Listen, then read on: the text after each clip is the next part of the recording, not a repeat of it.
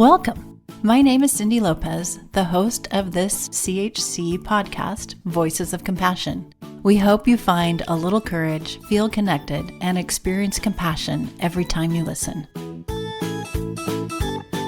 Autism diagnoses have increased in the last several years. Why is that? Join us for this episode as we explore the nuanced world of neurodevelopmental disorders and how several conditions can present with symptoms that mimic autism spectrum disorder. Our CHC expert licensed psychologists, Dr. Whitney Geller and Dr. Nielsen Chan, discuss the core features of autism, things like social communication challenges, restricted interests, and repetitive behaviors, while examining why diagnosis rates have risen dramatically in recent years. So listen in as we talk about how other conditions like ADHD, anxiety disorders, and more can sometimes be mistaken for autism due to overlapping behavioral presentations. Welcome, Dr. Geller and Dr. Chan. Before we dive into this conversation today, could you take a minute to tell our listeners a little bit more about yourselves? My name's Dr. Whitney Geller. I have a PhD in clinical psychology with a specialization in neuropsychology.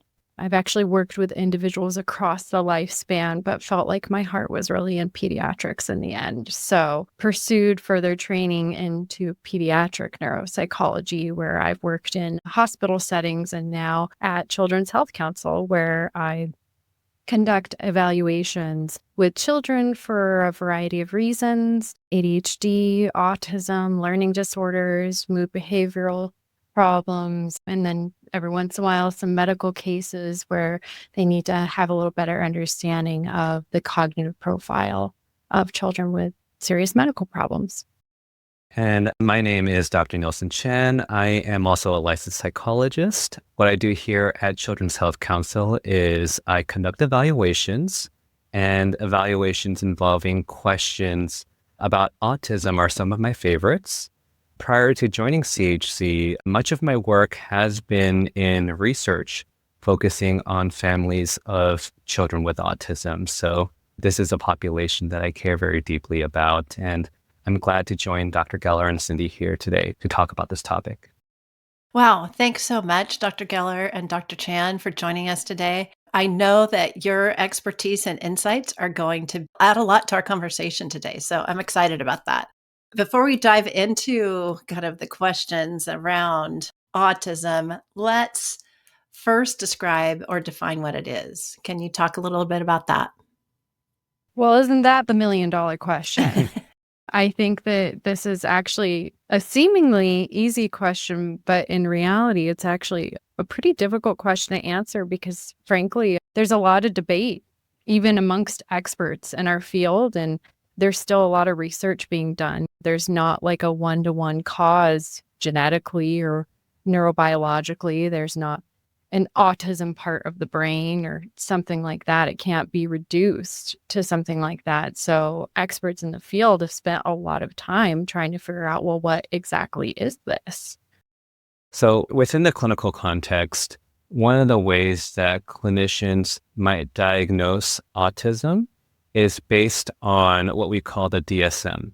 This is a diagnostic and statistical manual that we use to describe various conditions. And in the DSM, there are very specific criteria that need to be met in order to diagnose somebody with autism. Now, one thing just to consider is that autism is what we consider a neurodevelopmental condition. What that means is that autism can really present very differently across the lifespan. However, there are still very specific criteria and behaviors that we use to anchor and to define what autism looks like. So broadly speaking, there are two different buckets of behaviors that the DSM describes. One is what we call differences or deficits in social communication and social interactions. And I'll talk a little bit more about what that means. The other bucket of behaviors is what we might call restricted interests and repetitive behaviors. Now, going back to the first bucket that we talked about in terms of deficits in social communication and social interactions, again, what that looks like from person to person might be very different, but what we might see might be things like difference is in what we call social and emotional reciprocity. There might be some differences in terms of conversations, in terms of how they flow, or maybe in terms of how a person on the autism spectrum might express their emotions, or how they might understand emotional expressions in others. There might be differences in both verbal and nonverbal communication. So we might see things like differences in how somebody on the autism spectrum might make eye contact, or maybe differences in terms of how they use their bodies to gesture, to communicate. Maybe we might see some differences in how facial expressions are directed at individuals. Another aspect of some of these differences in social communication, social interactions, might be differences in how the individual understands or has insight into the nature of certain social relationships. In younger children, this might come across as differences maybe in how they play with other kids, or as a person grows up, maybe differences in how one might approach a friendship in terms of how they understand some of the nuances of what makes a friendship, for example. All of these are things that we might see, different behaviors that we might see that kind of fall under this bucket of differences in social communication and social interactions. Now, the second bucket of behaviors also consists of a variety of different behaviors when we talk about restricted interests and repetitive behaviors. For some individuals on the autism spectrum, we might see a very strong interest in certain topics. We might see what we call insistence on sameness, maybe having some difficulties with transitions in routines. Maybe we might see certain kinds of repetitive behaviors, such as repetitive motor behaviors.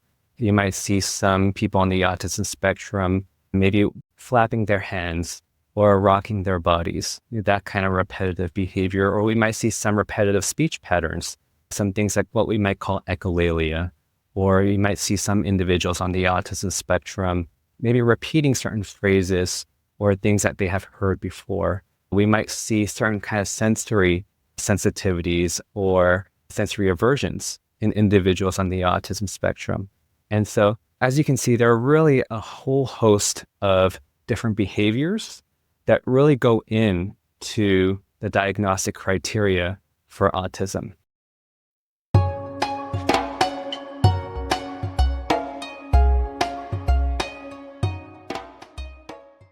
It's interesting hearing you both talk. So, listeners, I've said this before, but my experience is all in education. So, I've been working with students for decades. And definitely, as you were both talking, both Dr. Geller and Dr. Chan, I was picturing some of the students that I have known over the years. And it's interesting because some of those were diagnosed with autism and some were not, which makes me think, like, how prevalent is autism? I mean, you described a lot of behaviors that could be maybe not autism, but just part of the person's repertoire of how they respond. So, what can you say about the prevalence of autism? I think you bring up a really good point, prevalence, and something interesting that's happening in the research field. So, Dr. Chan described this categorical approach that we're using in the clinical world right now, where we're kind of putting people in a box and giving them a label based on a set of multiple symptoms. Well, that actually poses a lot of problems when it comes to research, and part of what may be resulting in this diagnosis versus not diagnosis. And there's actually a movement to start studying autism in a more dimensional way. So, for instance, probably the most prominent method for studying that's dimensional is the research domain criteria proposed by the National Institute of Mental Health, which really breaks it down into its parts to help provide more precision and the ability to identify genetic and neurobiological correlates of autism. So by breaking it down into proposed positive and negative symptoms and cognitive dimensions. So for instance, the positive features could be something like repetitive behaviors, echolalia, or circumscribed interest, something that's being added that you wouldn't necessarily see with a neurotypical child. And then negative features would be something like lack of eye contact or lack of ability to engage in a reciprocal conversation. Something's not there that would normally be seen in a neurotypically developing child. And then cognitive features that we usually think of are like the rigidity, impaired attention is also often seen in autism. And I do want to highlight that, regardless of categorization of autism and how it's studied, at the heart of autism, which I think Dr. Chan highlighted, is really challenges in social communications and that pattern of restricted and repetitive behaviors. And so just taking that caveat of we've kind of moved in different directions with how to define autism, I think is a good point to be made about the prevalence. So, for instance, in 1966, the autism prevalence of diagnosed autism was 0.05%. Wow. So very, very low. And then the most recent data from the CDC from 2020 is now saying that the rate is 2.8%. So 1 in 36. So that's a pretty big jump. So there are a couple theories about what's going on here. Wow, Dr. Geller, as I think about what you just said in terms of in 1966, 0.05% of the population was diagnosed with autism, and now, or in 2020, 2.8%. That seems like a big jump. Why do you think that is? Yeah, I think one of the big causes is in 2013, we lumped a bunch of different diagnoses together under the autism spectrum umbrella. So we previously had separate disorders, but now we have included in autism spectrum Asperger's syndrome, child degenerative disorder, and pervasive developmental disorder. They're now under the autism umbrella. So that caused a bump for sure. And then there's a lot of people that argue that one of the reasons for the increases is that now we have better awareness and better identification. And we've got all this great new research with these dimensional approaches helping us identify these individuals and get them treatment.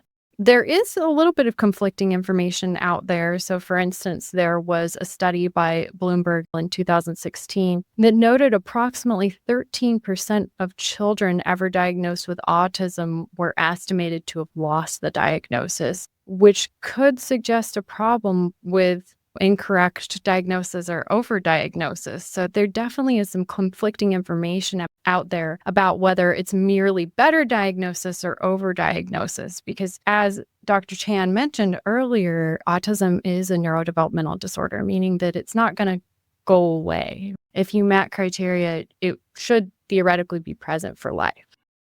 Well, that's interesting. So, speaking of overdiagnosis or better diagnosis, it seems like then we would want to be looking at what is it that is autism? And could some of the descriptors that we have already mentioned also be used for other conditions?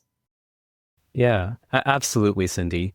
So earlier, when we were talking about some of the behaviors that anchor a diagnosis of autism, we were talking about things like challenges with social interactions. We're talking about challenges with communication or repetitive behaviors or some restricted interests, sensory sensitivities.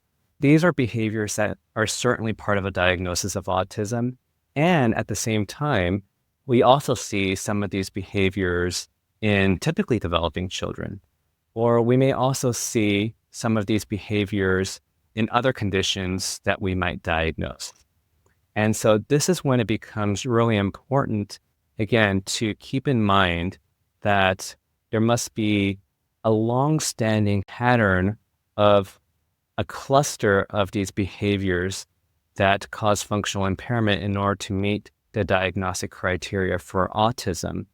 Now, one of the things that is interesting that often comes up whenever a parent raises a question about whether their child might be on the autism spectrum is that there are actually quite a few things that can mimic autism. I would also argue that a lot of these things aren't exclusive to autism. I think that you make a really good point that it can mimic it and that it's not actually autism. And the sensory sensitivities, for instance, occur in tons of kids. Yeah, and as an educator too, and I started out in early childhood, I see those sensory things in young children all the time. That doesn't necessarily mean they have autism or they need a diagnosis. I feel like at different developmental stages, we might see some of these behaviors more in typically developing children more than at other times. So going back to your comment that I think Dr. Geller, you made earlier, one of the things that we see a lot in kids with autism is challenges around social interaction. So let's think about that arena for a minute and how that can go either way. Yeah, I think you bring up a very good point because one of the hallmark features that we associate with autism are the social difficulties.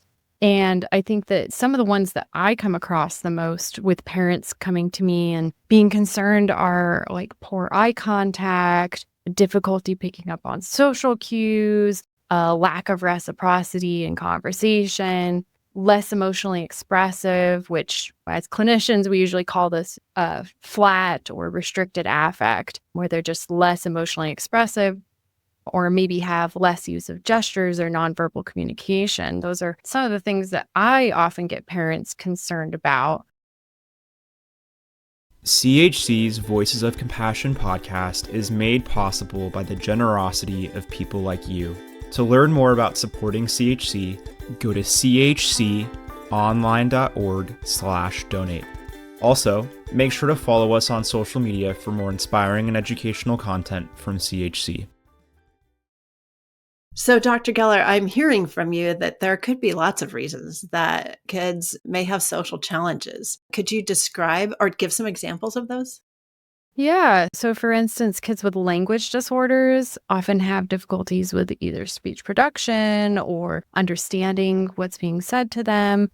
And of course, that would make anyone self-conscious, right? It'll make you less likely to talk. You might become anxious or avoidant of social situations because, frankly, language is just hard. And that's a large basis for how we get along and socialize with other people.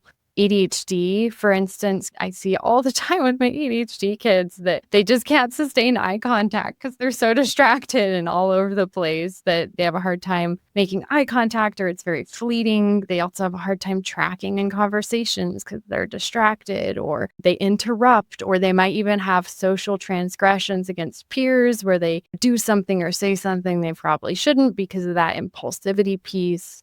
I think that it's also important to note that there are a number of mental health causes that can look similar to autism socially. So anxiety is one of the big ones. Kids and adults with anxiety, especially social anxiety, it's really hard to sustain eye contact. It's hard to know what to say in a conversation. It's hard to even get up the motivation to go do something social because it is so anxiety provoking. And that can look a lot like autism because there's the social avoidance, there's the hard time in conversation, there's the lack of eye contact. Same thing, depression a lot of times manifests as like low social motivation, maybe even some avoidance of eye contact there. Children with trauma certainly have a hard time with eye contact. They can also have a hard time reading social situations or understanding social cues because they've got kind of a different life experience and different view of the world. They might have a hard time with the typical social cues and understanding them.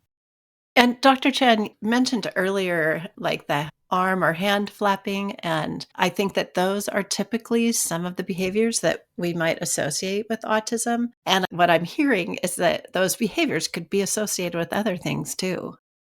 Right. So we talked about some of these repetitive motor behaviors, the hand flapping. Some children may rock their bodies or walk on their toes or focus repetitively on certain parts of their body. And certainly this is part of the diagnostic criteria for autism, but we also see these behaviors in children who don't have a diagnosis of autism as well. For example, we might see some tics in somebody who has a diagnosis of Tourette's, or a child who might be anxious might engage in some of these repetitive behaviors to self-soothe. Oftentimes, my kids with ADHD might also tell me, yeah, I need to kind of expel some of that energy through moving my body. Or we might see a child with OCD engage in certain types of repetitive behaviors as part of that condition. And so certainly some of these repetitive behaviors, these self-stimulatory behaviors, you might see them in other children as well. Yeah, I think about some of the students that I knew with autism. Another piece that I think of is the inability to kind of flex with the situation. So a little bit of rigidity. And listening to what you're saying, both of you, I'm like, oh, wow. So that probably is prevalent in other types of conditions or disorders as well. Yeah, absolutely. I mean, don't we all have our times when we're a little bit rigid? I certainly do. So I think that, again, that highlights that this can occur in anyone, right? Neurotypical children, children with other disorders, and things going on. And I think that rigidity and even the circumscribed interest. So Dr. Chan mentioned that earlier with kind of these restricted, intense interests that also tends to be a hallmark feature of autism. And we do actually see that in other kids as well. Typically, I would say that the intensity of it is a little bit less in the other disorders and tends to be more flexible over time. So I think that that might be kind of one of the things that presents a little differently in autism versus not autism populations. But I think that it is very clearly apparent in, for instance, say ADHD, we get the kids that are really hyper focused, right? Kind of an all or nothing with attention. So either they're inattentive or they're hyper focused. And those times when they're hyper focused, it can really feel like autism. They're not necessarily responsive to you. They're very, very intensely interested in something. They can't break away from it. And they're very rigid about a lot of things, and even like routines and stuff, and needing to adhere to routines. You also see that a lot with like OCD and anxiety, where that need, that craving of routine and sameness is pretty prominent, which I think makes sense too with a lot of these things. These kids are trying to make sense of the world. They've got anxiety or ADHD or OCD, something that's making it more of a struggle for them, and they're just trying to navigate, and rigidity is kind of an easy way to do that. For our listeners, I'm realizing that we've said referenced OCD a few times. So I just want to say, if you're not sure what that is, obsessive compulsive disorder. And we'll probably continue to say OCD in different ways. I'm thinking about the sensory piece too, because that seems very, from my perspective, hallmarkish of autism. But again, based on our conversation today, not so. Right. And I think the interesting thing about the sensory system is that it's a really important system in our brain. And so whenever there is any kind of a neurodevelopmental difference, whether it's autism or another condition, we commonly see differences in how we process sensory information. And so differences in sensory processing are not uncommon, for example, in children who have a diagnosis of ADHD or other children with various developmental delays. And so as a clinician, it is important for us to absolutely, yes, identify what those sensory processing differences are and to understand what the etiology or the source of these sensory processing differences might be.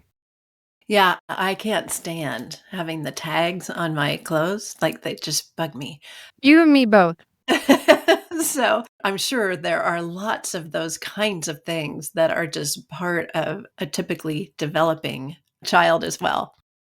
Yeah, and beyond like neurotypical children too, I also think it's worth noting that gifted children in particular, so these are the kids that may not meet diagnostic criteria for ADHD or another disorder, they notoriously have sensory processing differences. And they also tend to have some rigidity and some differences in their emotional and behavioral reactiveness. They tend to be a little bit more reactive than other kids that aren't in that gifted range. And so I think that for them, sometimes the parents are seeing that they're incredibly skilled at something or several things, and then coupled with like these sensory sensitivities, this rigidity and these outbursts. And it can look a lot like autism. We think about kind of the stereotype of the savantism and autism coupling. And so for a lot of these kids, their parents come in concerned because they're seeing all these symptoms that could be autism, when really it's that their brains are processing things at, some might argue, at higher speed and more intensely than others. And thinking about that too, and we have a couple of podcast episodes on this, but kids who've been identified as twice exceptional, who are gifted and do have autism. So there is that too. There is that piece as well. So all of this that you shared today is so interesting. And it's good to learn more about autism in this way. But I also have to ask, so what? For our listeners, how does knowing all of this help them support their children or their students? I think that's an excellent question because I think, isn't that always the question, right? Like you've got this diagnosis, what in the world do you do with it now? And I think that in particular, differentiating between autism or something else, or sometimes, it's autism and being able to get that diagnostic clarification. One of the most helpful things that the diagnostic clarification can do is it can help to guide treatment. So, for instance, in kids with ADHD, if it's ADHD, we probably want to look at stimulant medications depending on the severity. Whereas if it's anxiety or autism with no ADHD, a stimulant could actually make it worse or have no effect, but you wouldn't necessarily want to prescribe a stimulant. So it can guide medical treatment. And then behaviorally, the aim of therapy is usually to treat kind of the underlying pattern. And so having some clarification about, well, is the underlying pattern more of like an ADHD or autism or mood disorder, and being able to kind of target some more of the underlying root cause in therapy and tailoring therapeutic intervention to meet those needs. Right. And one of the most common reasons why people come in for an evaluation, really just to kind of reiterate Dr. Geller's point, is diagnostic clarity and to guide next steps. And we've been talking a lot about a lot of things that may look like autism. And the truth of the matter as well is that many things also overlap with autism. And so when we talked about ADHD, a high percentage of individuals in the autism spectrum may also have a diagnosis of ADHD, or may also have a speech delay, or may also be struggling with anxiety. And so the better we're able to tease apart what is what the etiology of some of these behaviors or challenges might be, the better it is that we can inform and tailor the types of supports that are going to be most helpful for your child. One other thing that I do think is important too, that can be particularly helpful from an evaluation in particular, is looking at what does the kid need in school? What would be helpful for the child in school? And so beyond just that diagnostic clarification, just figuring out what are the strengths and weaknesses so that we can get some help in school, because kids are in school for a large portion of their day. It's an important place for some kind of treatment or intervention to happen. And I think that one thing that is really great when it can happen in autism, when it is autism, is early diagnosis. So I think that kind of circling back to some of that beginning point of what about this rate increase and identification, even if we're identifying kids and catching kids that maybe ultimately don't have autism, for the ones that do have it, that early intervention is very helpful for long-term outcomes. Yes. And I think for our listeners, they're probably thinking now, like, okay, you've now caused me to question whether or not my child may have autism or not. I thought maybe that's where they were. Or even they've been diagnosed and I'm wondering now. So what should parents and caregivers be aware of? And are there signs that they might see or not as they observe their child's behavior? Yeah, that's an excellent question. And I think that it's a hard one to answer. When do you seek help? When do you wonder what's going on with your kid? Because, yeah, you're right. As we've discussed, that it can be in typically developing kids, gifted kids, kids with other disorders. I think that some of the most important questions that I usually think about, like, what's an important question to ask? So how many symptoms are you seeing? Is it just the one? Is it just sensory sensitivities? If it's only sensory sensitivities and nothing else, then it's probably not autism. But if you've got sensory sensitivities, social difficulties, and you're seeing some restricted interests, that's a number of different symptoms. Also, like, what is the frequency that they're occurring? Is it, once a month? It's probably a little infrequent, but is it every day? That's a big difference, right? Also, are the symptoms occurring in multiple settings? Because autism isn't something you can turn on and off. It's always there to some degree across the whole lifespan because it's a neurodevelopmental disorder. So in theory, the symptoms should be present across multiple settings. So home, school, other activities. And then how is that impacting your child at home and school? How is it affecting them? Is it causing some kind of impairment? Is it impeding on the family dynamics? What is the impact of these challenges?